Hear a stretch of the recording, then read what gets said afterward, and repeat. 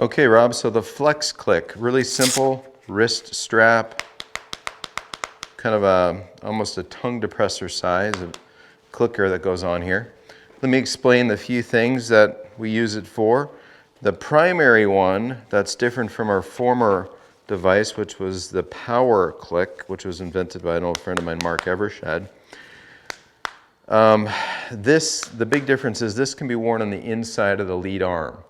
Now what's cool about this is people with a poor grip, they will never even be able to make this work. Thus the videos kind of explain, to get your hands on functionally, you can see I can make a soft, there's my fist that includes the indicator. Here's my mildly bent back one that does not include it, which allows me to get a golf club in a functional left hand position.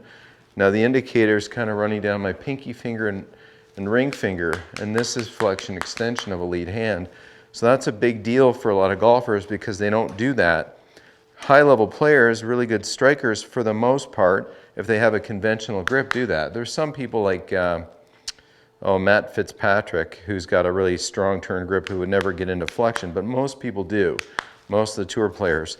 So they have functional grips, and this is why I like it so much. It kind of forces people to grip it nicely. And then in the address position, there's no sound there. Now you can imagine as I develop my swing, I could click it earlier and be prepared. And if I click the FlexClick, the club goes behind me. When the club goes behind me, any kind of rotation orbits the club inside out. I never tell people to swing inside out. I want them to get the club in a place where any kind of pivot gives the club its incline rotation powerfully into the ball. Most people just try to swing inside out rather than get the club in a position where they can rotate it inside out.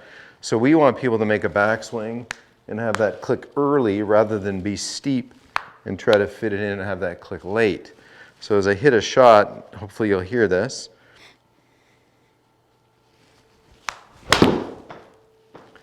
So that sensation of flexion is a big deal because it helps people get the club in a place where rotation matters. Now this is one of the cool, that's the cool way I like to wear it because again it helps people grip it. But here's just a normal way. There's a lot of devices that on the market. Ours, the old Power Click. I know George Gankis sells something called the G-Snap. So here's a flexion or an extension exercise where good players typically are mildly extended, bent back with the lead hand.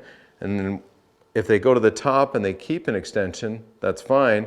But they're typically going to go into some flat or even bowed, and that's how we had it on the inside. So at address, it's pre-clicked. Somewhere in our swing, that click comes out. Typically it's going to come out in transition or closer to the top of the golf swing.